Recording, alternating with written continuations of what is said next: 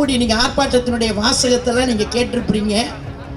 அவர் பேசின வார்த்தை அப்படின்றது ஒரு விழாவில் ஒரு நாளாந்தர பேச்சாளர் கூட இந்த பேச்சை பேசுவதற்கு கூச்சப்படுவாங்க. அடல்ட்ஸ் ஒன்லி பேச்சாளரை நீங்க அமைச்சரா வச்சிருக்க கூடாதுன்றதுதான் எங்களுடைய வாதமே. தங்கச்சிக்கே உறுத்திச்சே, உடனே அவளை வெளியேறணும்னு சொல்லி ஒரு தங்கச்சி சொன்னதுக்கு பிறகுதான உனக்கு அறிவு எட்டுது. கருப்பை புற்றுநோய் குறித்த சந்தேகங்களுக்கான தங்கம் ஹோப்பை இலவசமாய் அணுகுங்கள். நாமக்கல்ல திருச்செங்கோடு மெயின் ரோட் எர்ணாபுரத்துல இருக்கிற ஸ்பைரோ பிரைம் பப்ளிக் ஸ்கூல்ல +2 போர்டு எக்ஸாம்ஸோட சேர்த்து நீட் அண்ட் JEE கோச்சிங்கும் கொடுத்துட்டு இருக்காங்க.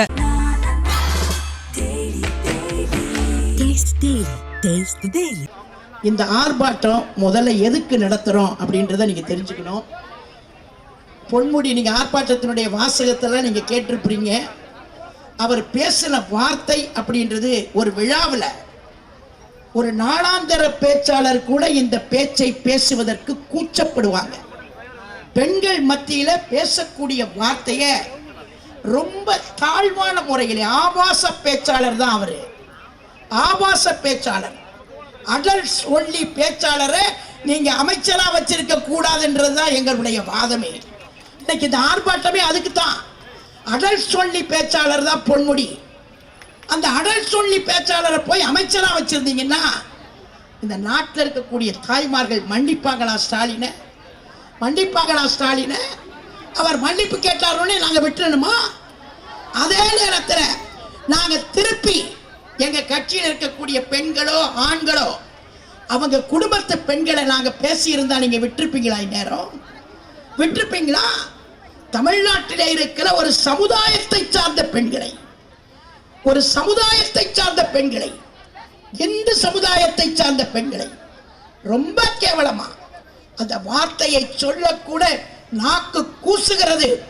அப்படி ஒரு வார்த்தையை ஒரு அமைச்சர் பேசினால் இந்நேரம் ஸ்டாலின் தூக்கி போட்டிருக்க வேண்டும், வெளியேற்றி இருக்க வேண்டும். இந்நேரம் அமைச்சரையில் வைத்திருப்பதே அவருக்கு கேடு என்பதை மட்டும் நான் இந்த ஆர்ப்பாட்டத்தின் மூலமாக தெரிவித்துக் கொள்கிறேன். இவ்வளவு மோசமாக பேசலாமா? ரோட்ல போறவங்க யாரையாவது ஒரு பெண்ணை கடுமையா திட்டினா கூட நம்ம பக்கத்தில் இருக்க பாரு அந்த பொம்பளைன்றதுனால இப்படி திட்டிட்டு போறாங்க பாருன்னு சொல்லுவோம். ஒரு பெண்ணுக்கு பெண் கூட அப்படி பேச முடியாது.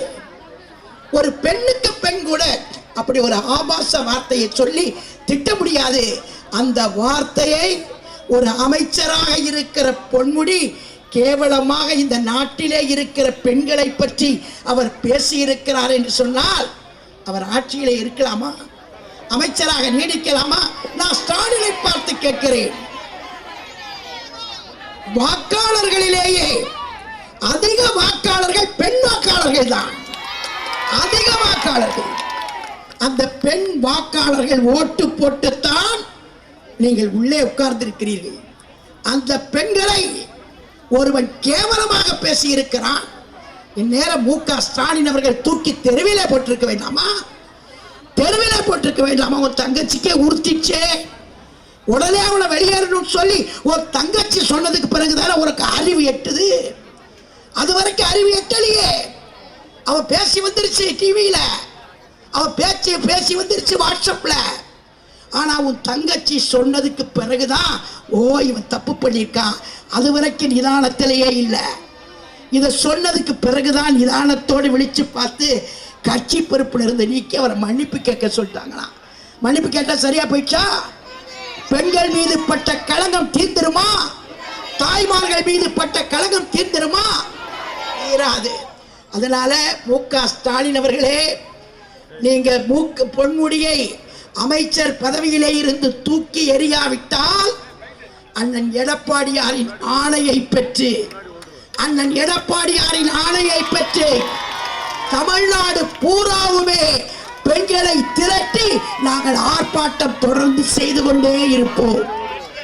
அது உங்களுக்கு உரைக்காது. ஏன்னா உங்களுக்கு தெரியும் இன்னும் 9 மாசத்துல உங்க ஆட்சி போயிட போகுது.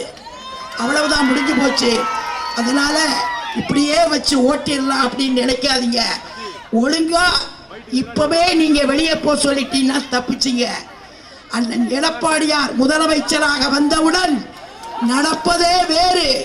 இது போன்ற இழிவாக பேசக்கூடியவர்களை கைது செய்து சிறையிலே தள்ளி அண்ணன் எடப்பாடியார் நடவடிக்கை எடுப்பார் என்பதை நான் இந்த நேரத்தில் எச்சரிக்கையாக ஸ்டாலின் அரசுக்கு தெரிவித்து பொன்முடியை பதவி விலக்கு, பொன்முடியை கைது செய், பொன்முடியை பதவி விலக்கு, அமைச்சர் பதவியிலே இருந்து நீக்கு, கைது செய் என்பதை நான் இந்த நேரத்திலே உறுதியாக தெரிவித்து கலந்து கொண்ட அனைவருக்கும், நீங்க வெயில்ல காயக்கூடாதுன்னு பந்தல் போட்டோம். வெயில்ல நம்ம பெண்கள் சோர்ந்துடக்கூடாது, சோர மாட்டாங்க. ஏன்னா இது பொன்முடியை விளாசுறதுக்கு போட்ட பந்தல். இந்த பந்தல் அவனை வெளியேற்றுறதுக்கு போட்ட பந்தல். இந்த பந்தல் அவனை பதவியிலிருந்து நீக்கிறதுக்கு போடப்பட்ட பந்தல். கடைசியில் நீங்க எல்லாம் வெயில்ல வாடக்கூடாதுன்னு வருண பகவானே அந்த வெயில நிறுத்தி மழையை வேற தூவ வச்சிருக்கிறாரு. அதனால வருண பகவானுக்கும் நன்றி தெரிவித்து நல்ல கடைசியா சொல்ற வாசகத்தை சத்தமா கடைசி வரைக்கும் இருக்கிறவங்க சொல்லணும். கைது செய், கைது செய், கைது செய், கைது செய். பெண்களை இழிவாக பேசி வரும் பொன்முடியை கைது செய்.